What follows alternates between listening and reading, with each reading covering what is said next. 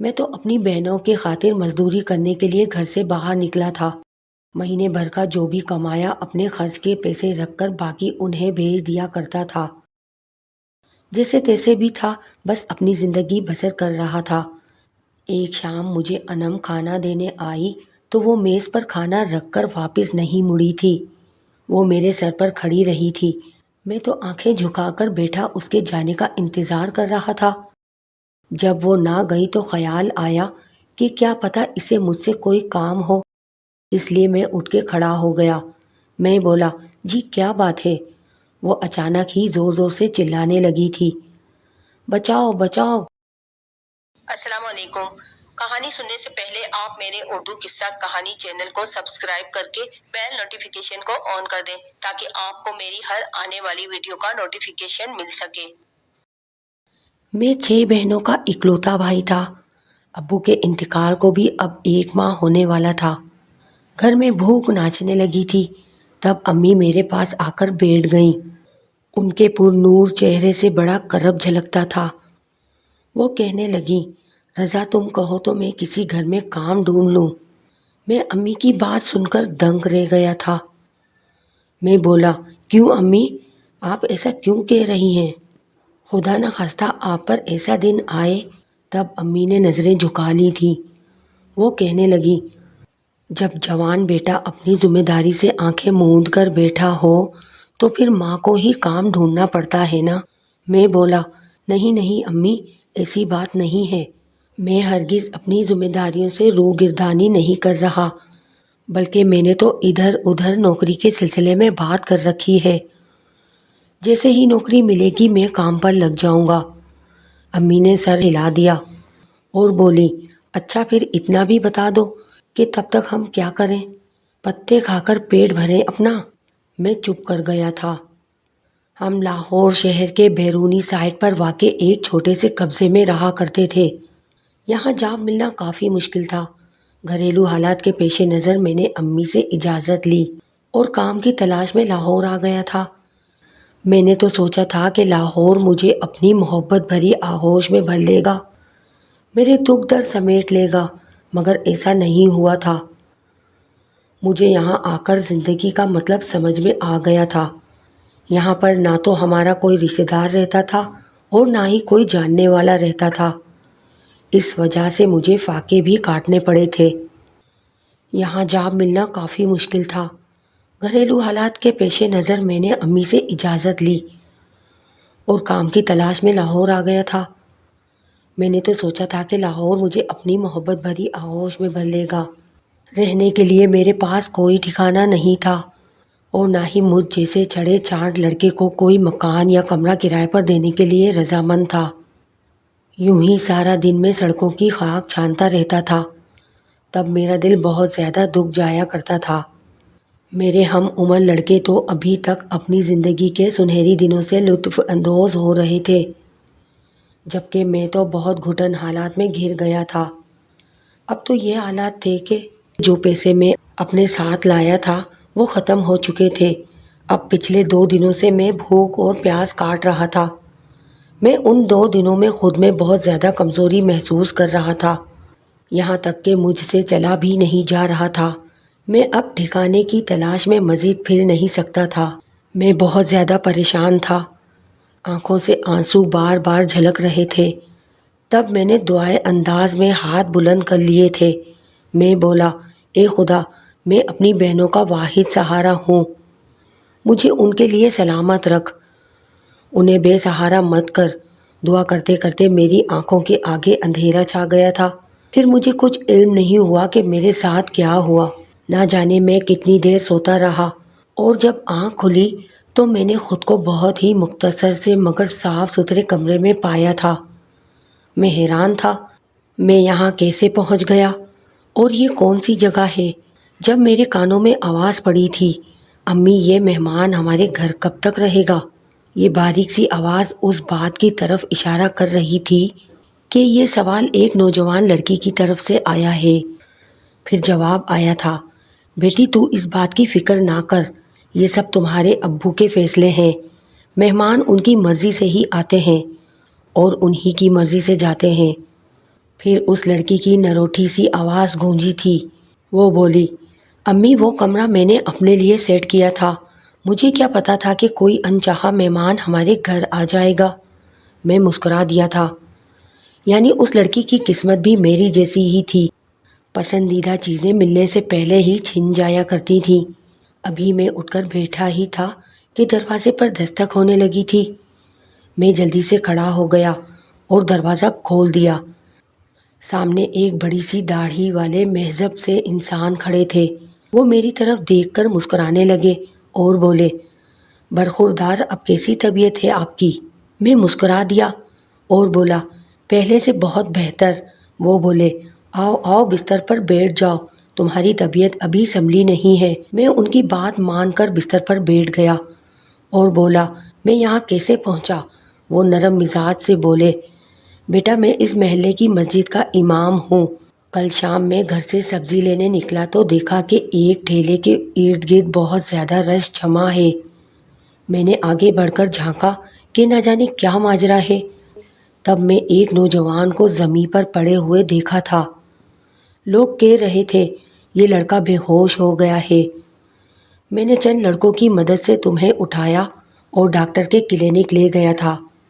Doctor نے تمہارا check up کیا اور کہنے لگا، یہ نوجوان یوں تو ٹھیک ہے، بس شاید کمزوری کی وجہ سے بے ہوش ہو گیا ہے۔ ایسے میں تمہیں اپنے گھر لے آیا تھا۔ اب مجھے بتاؤ تم کون اور تمہارا گھر کہاں ہے؟ میں مولوی صاحب کا بہت مشکور تھا۔ میں بولا، اگر آپ میری مدد نہ کرتے تو نہ جانے مجھ پر کیا گھٹنا بیت جاتی۔ دراصل میں لاہور کے ساتھ ہی ایک قصبے سے ہوں، 6 بہنوں کا اکلوتا بھائی ہوں۔ گھر کے حالات بہت خراب تھے، اس لیے نقل مکانی کرنا پڑی۔ یہاں رزق کی تلاش میں مارا مارا پھر رہا ہوں۔ ساتھ جو پیسے لایا تھا وہ بھی ختم ہو گئے، مگر ابھی تک مجھے کوئی کام نہیں ملا۔ بھوک سے سر چکرا رہا تھا، نہ جانے کب چکر آ کر گر گیا۔ مولوی صاحب بولے، بیٹا تم بیٹھو، میں تمہارے لیے کھانے پینے کا بندوبست کرتا ہوں۔ اتنا کہہ کر وہ کمرے سے باہر نکل گئے تھے۔ انہوں نے میرے لیے ہلکی پھلکی سی غذا بھجوائی تھی، ساتھ یہ بھی کہا تھا کہ اب تو نماز کا وقت ہو گیا ہے، میں شام میں تمہارے پاس چکر لگاؤں گا۔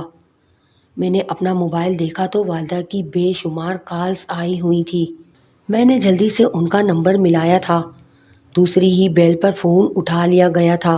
امی کی دل دہلا دینے والی آواز فون سے گونج رہی تھی۔ وہ زارو قطار رو رہی تھیں۔ کہنے لگی، بیٹا تو ٹھیک تو ہے نا؟ کل رات سے عجیب عجیب وسوسے میرا جگر کھا رہے ہیں۔ آنکھیں تو میری بھی بھیگ گئی تھیں، مگر خود پر قابو ڈال کر مضبوط لہجے میں بولا، امی میں معذرت کرتا ہوں کہ آپ کو میری وجہ سے اتنی پریشانی سے دوچار ہونا پڑا۔ دراصل میری جاب لگ گئی ہے، کام میں بہت مصروف تھا، نیا کام لگا ہے۔ میں نہیں چاہتا کہ مالک کی نظروں میں آ جاؤں، اس لیے خوب محنت کرتا ہوں۔ امی نے مجھے ڈھیروں دعائیں دی تھیں اور ساتھ ہی یہ بھی کہا تھا کہ بیٹا اگر ممکن ہو سکے تو سید آن پکڑ کر ہمیں تھوڑی سی رقم بھجوا دو۔ اب تو دکاندار نے ادھار دینا بھی بند کر دیا ہے۔ میں نے ان کو یقین دہانی کرائی ہے، بہت جلد کوئی نہ کوئی انتظام کر دوں گا۔ فون بند ہوا تو میں سوچنے لگا کہ مجھے آگے کرنا کیا ہے۔ گھر والوں کو کہاں سے خوبی بھیجوں گا؟ میرا دل کمرے میں بیٹھ کر گھٹنے لگا تھا، اس لیے میں نے نظریں جھکا کر باہر نکل آیا تاکہ گھر سے باہر نکل کر تازہ ہوا میں سانس لے سکوں۔ میں کمرے سے باہر نکلا تو مجھے پتہ چلا کہ مجھے تو چھت والا کمرہ دے دیا گیا ہے۔ میں نے تازہ ہوا میں لمبے لمبے ڈنک بھرے تھے، پھر بلند آواز سے بولا، السلام علیکم، میں نیچے آنا چاہتا ہوں، پردہ کر لیجئے۔ یہ تو شکر ہے کہ میری ملاقات مولوی صاحب سے ہو گئی تھی۔ مجھے اس بات کا علم ہو گیا تھا کہ ان کا گھرانہ پردے کا قائل ہے، نہیں تو نہ جانے مجھ سے کون سی گستاخی سرزد ہو جاتی۔ نیچے سے آواز آئی، آ جاؤ بیٹا۔ میں جلدی سے صحن عبور کرنے لگا تو مجھے مولوی صاحب کی اہلیہ نے آواز دے کر روک لیا تھا۔ وہ کہنے لگی، بیٹا اب تمہاری طبیعت کیسی ہے؟ میں بولا، آنٹی اب بہت بہتر محسوس کر رہا ہوں۔ میری بات سن کر وہ مسکرا دیں اور کہنے لگی، مجھے اس محلے کے بچے بڑے سبھی استانی جی کہتے ہیں۔ تم بھی یہ انگریزی کا لفظ آنٹی چھوڑو اور پیار اور ادب کا یہ لفظ اپنا لو۔ میں مسکرا دیا اور بولا، جی استانی جی۔ اتنا کہہ کر میں باہر آ گیا تھا۔ میں اپنی رہائش اور کام کے سلسلے میں بہت زیادہ پریشان تھا۔ کچھ سمجھ نہیں آ رہا تھا، اس لیے مسجد میں چلا گیا تھا۔ نماز تو ہو چکی تھی، اب کچھ لوگ مولوی صاحب کے ارد گرد بیٹھے ہوئے تھے۔ میں بھی ادھر جا کر بیٹھ گیا تھا۔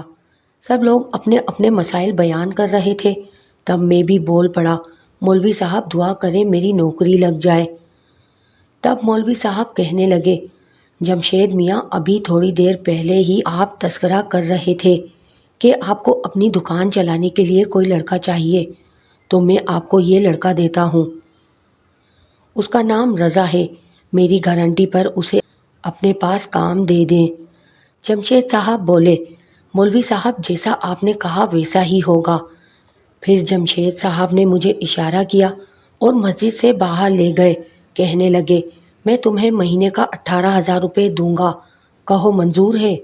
میں جلدی سے بولا، جی جی منظور ہے۔ وہ کہنے لگے، چلو کل سے کام پر آ جانا۔ میں بہت زیادہ خوش ہو گیا تھا۔ میرے لیے 18,000 قارون کے خزانے سے کم نہیں تھے۔ خیر سے مسئلہ حل ہوا تو میں ایک بار پھر سے مولوی صاحب کے گھر آ گیا تھا۔ شام میں وہ میرے پاس آئے تھے۔ میں بولا، مولوی صاحب آپ نے مجھ پر بڑا احسان کیا ہے، یقین جانے میں آپ کے نام کو کبھی نہیں ڈباؤں گا، خوب دل لگا کر کام کروں گا۔ آپ سے اتنی عرض ہے کہ آپ نے میری جاب کا مسئلہ تو حل کر ہی دیا ہے، آپ پلیز میری رہائش کا انتظام بھی کر دیں۔ مولوی صاحب فوراً سے بولے، کیا یہ رہائش بری ہے؟ میں بہت زیادہ حیران ہو گیا تھا۔ میں بولا، یہ آپ کا گھر؟ وہ بولے، ہاں ہاں بیٹا، تم میرے گھر میں رہ سکتے ہو۔ میں تم پر اس لیے اعتبار کر رہا ہوں کہ تمہاری خود کی 6 بہنیں ہیں، ان کا خیال تمہیں کبھی اخلاقیات سے گرنے نہیں دے گا۔ میں نے جلدی سے مولوی صاحب کے ہاتھ چوم لیے تھے۔ انہوں نے میرا ساتھ اس طرح دیا تھا جیسے کوئی اپنا بھی نہیں دیتا۔ مجھ پر ان کا بہت قرض چڑھ گیا تھا۔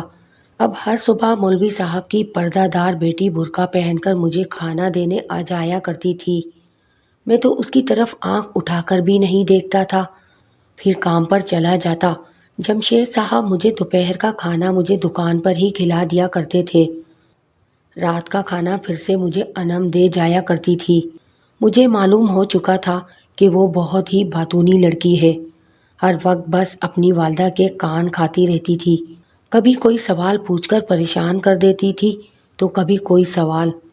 میں چھت پر بیٹھا اس کی معصومیت بھری باتیں سن کر مسکراتا رہتا تھا، مگر مجھے کیا علم تھا کہ وہ لڑکی جسے میں معصوم سمجھتا ہوں وہ میرے ساتھ کیا کھیل کھیل جائے گی۔ میں تو اپنی بہنوں کی خاطر مزدوری کرنے کے لیے گھر سے باہر نکلا تھا۔ مہینے بھر کا جو بھی کمایا اپنے خرچ کے پیسے رکھ کر باقی انہیں بھیج دیا کرتا تھا۔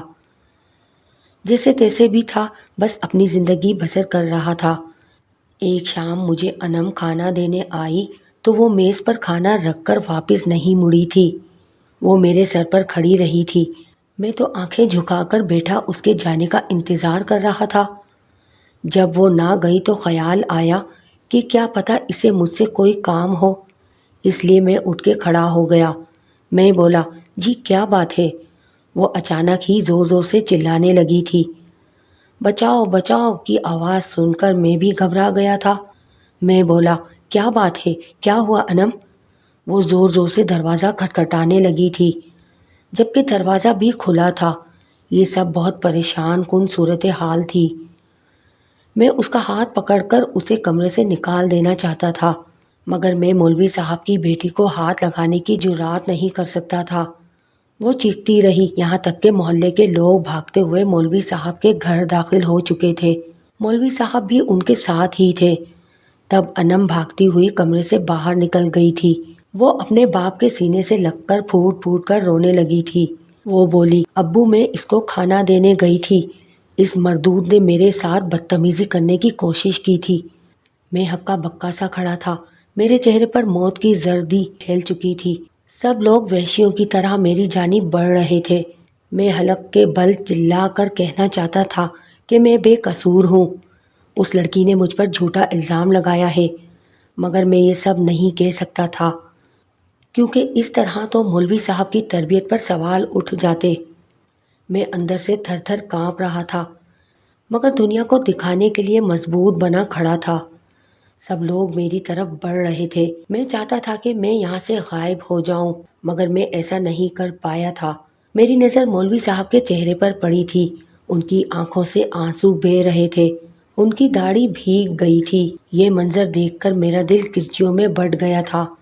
پھر ایک ہجوم مجھ پر پل پڑا تھا، مجھے لاتوں مکوں اور لاٹھیوں سے مارا گیا تھا۔ میں زمین پر پڑا مار سہ رہا تھا، میری آنکھوں کے سامنے میری والدہ کا پر امید سا چہرہ گھوم رہا تھا۔ پھر باری باری میری 6 بہنیں میرے سامنے گھومتی، وہ میرے لیے رو رہی تھیں، میرے لیے چلا رہی تھیں۔ پھر بس میری آنکھوں کے سامنے اندھیرا چھا گیا تھا۔ بے ہوشی نے میرا ساتھ دیا تھا، نہیں تو شاید میں اس بپھرے ہجوم کے مار کھا کھا کر جان کی بازی ہار جاتا۔ نہ جانے کتنے دن بعد میری آنکھ کھلی تھی، میں نے اپنے ارد گرد صرف خاموشی پائی تھی۔ تھوڑی دیر بعد ایک نرس میرے پاس آ گئی تھی، وہ مجھے دیکھ کر مسکرانے لگی اور بولی، شکر ہے آپ کو ہوش آ گیا ہے، آپ پورے 3 دن بے ہوش رہے ہیں۔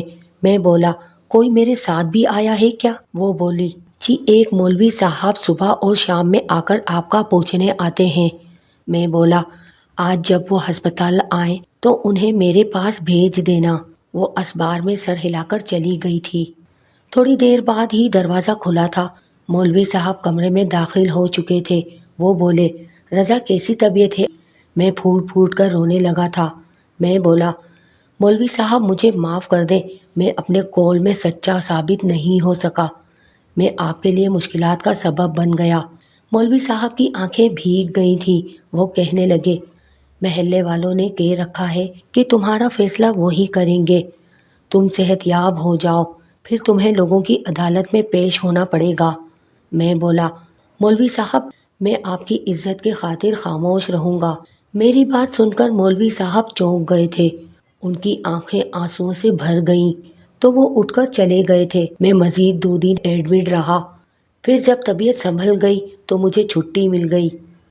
مولوی صاحب مجھے اپنے ساتھ لے گئے تھے، وہاں پر لوگوں کی عدالت لگی ہوئی تھی، چند معزز افراد سربراہی کرسیوں پر بیٹھے ہوئے تھے۔ وہ کہنے لگے، لڑکے تم نے اتنی گھنونی حرکت کیوں کی؟ تم نے اپنے کی محسن کے گھر نقب زنی کرنے کی کوشش کی۔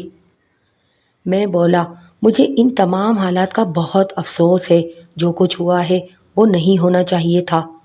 پھر ایک شخص بولا کہ ہم محلے کے لوگ اس فیصلے پر پہنچے ہیں کہ تم نے جس لڑکی کو رسوا کرنے کی کوشش کی ہے، ہم اسے تمہارے نکاح میں دے کر تمہاری عزت بنا دیتے ہیں۔ مجھے ان کے اس فیصلے پر بہت غصہ آیا تھا، میں ایسی لڑکی کو اپنی شریک حیات نہیں بنانا چاہتا تھا جس نے سب کے سامنے مجھے رسوا کر دیا ہو۔ اس نے تو میری عزت 2 کوڑی کی نہیں چھوڑی تھی، لیکن میں مولوی صاحب کے احسانات کے تلے دبا ہوا تھا، اس لیے بولا، مجھے آپ لوگوں کا یہ فیصلہ منظور ہے، جبکہ میں تو دل ہی دل میں کچھ اور سوچے بیٹھا تھا۔ میں نے ارادہ کر لیا تھا کہ جس لڑکی نے مجھے زمانے بھر میں رسوا کر دیا ہے، میں شادی کے بعد اس کی زندگی اجیرن کر دوں گا، اس کا ایک ایک لمحہ اذیت بنا دوں گا۔ وہ راتوں کو اٹھ اٹھ کر اپنے کیے پر روئے گی، دن بھر وہ مجھ سے چھپتی پھرے گی۔ میں اس وقت انتقام کی آگ میں جل رہا تھا۔ خیر اسی وقت میرا نکاح پڑھوا دیا گیا۔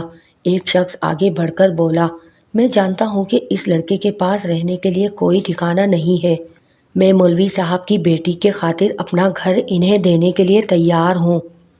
میں نے اس شخص کو نفرت بھری نگاہوں سے دیکھا تھا، کیونکہ سب سے پہلے میں اس کے پاس ہی گیا تھا۔ میں نے اس کی بہت منت سماجت کی تھی کہ اپنے کرائے کے گھروں میں سے ایک کمرہ مجھے رہنے کے لیے دے دے، مگر اس نے صاف انکار کر دیا تھا اور کہنے لگا، تم کنوارے ہو، میں کنوارے لڑکوں کو کمرہ نہیں دیتا، یہ میرے اصولوں کے خلاف ہے۔ اگر اس شخص نے اس وقت مجھے کرائے پر کمرہ دے دیا ہوتا تو آج میں اس مصیبت سے دوچار نہ ہوتا۔ خیر میرا اور انم کا نکاح ہو گیا اور ہم اس گھر میں رخصت ہو کر چلے گئے تھے۔ میں ایک کمرے میں جا کر بیٹھ گیا تھا، انم بھی ادھر ہی آ گئی تھی، وہ میرے سامنے آ کر بیٹھ گئی تھی۔ آج میں زندگی میں پہلی بار اس کا چہرہ دیکھ رہا تھا۔ وہ بے انتہا خوبصورت تھی، مگر ایسے حسن کا کیا کرنا جب سیرت ہی اتنی بھیانک ہو۔ میں سخت لہجے میں بولا، تم نے مجھ پر اتنا بڑا الزام کیوں لگایا؟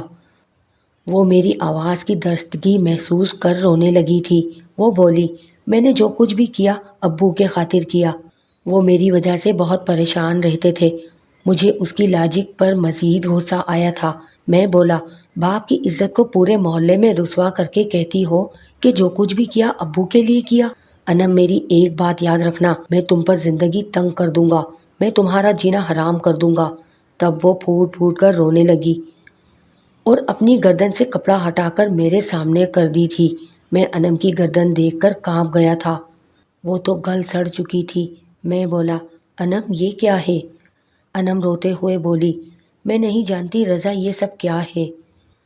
1 سال قبل میری گردن پر چھوٹا سا پھوڑا نکلا تھا، وہ دیکھتے ہی دیکھتے اتنی سنگین صورتحال اختیار کر گیا۔ ابو میری وجہ سے بہت پریشان رہتے تھے۔ ایسی گردن کے ساتھ میری شادی ہونا تو بہت دور کی بات ہے، میرے تو جینے کے بھی چانسز نہیں ہیں۔ میں ساری ساری رات درد سے تڑپتی رہتی ہوں، جبکہ میرے ابو میری طرف دیکھ دیکھ کر روتے رہتے ہیں۔ میں اپنی زندگی کے آخری ایام ان کی نظروں سے اوجھل ہو کر گزارنا چاہتی تھی۔ میرے پاس کوئی اور صورتحال نہیں تھی، بس ایک یہی راستہ بچا تھا، اس لیے یہ سب کر بیٹھی۔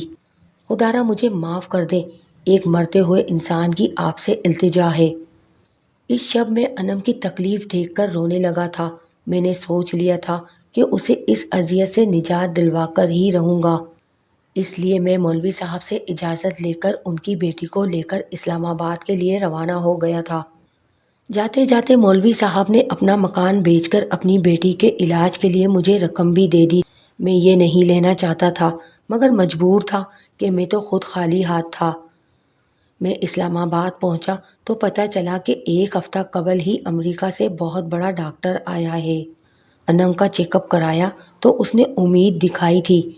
انم کا باقاعدہ علاج شروع ہو گیا تو 3 ماہ کے علاج میں وہ بہت بہتر ہو گئی تھی۔ اس دوران میں ہاتھ پر ہاتھ رکھ کر نہیں بیٹھا ہوا تھا۔ میں نے مولوی صاحب کے دیے ہوئے پیسوں کو سرمایہ کاری میں لگایا تھا، جس میں اللہ نے بہت برکت پیدا کر دی تھی۔ میں نے بہت محنت کی تھی، جس کا اجر مجھے مل گیا تھا۔ میری بیوی ٹھیک ہو گئی تھی۔ مولوی صاحب کے پیسے میں نے ڈبل کر کے انہیں لوٹا دیے تھے، حالانکہ وہ یہ پیسے نہیں لینا چاہتے تھے۔ میرے گھر کے حالات بہت بہتر ہو گئے تھے۔ میری ایک بہن کا رشتہ بھی طے ہو گیا تھا۔ اللہ نے مجھے بہت زیادہ نوازا تھا۔ شاید اس کے پیچھے یہ وجہ تھی کہ میں نے مولوی صاحب اور ان کی بیٹی کو محلے کے لوگوں کے سامنے رسوا نہیں کیا تھا۔ ساری بدنامی اپنے سر لے لی تھی۔ شاید اسی کا اجر مجھے مل گیا تھا۔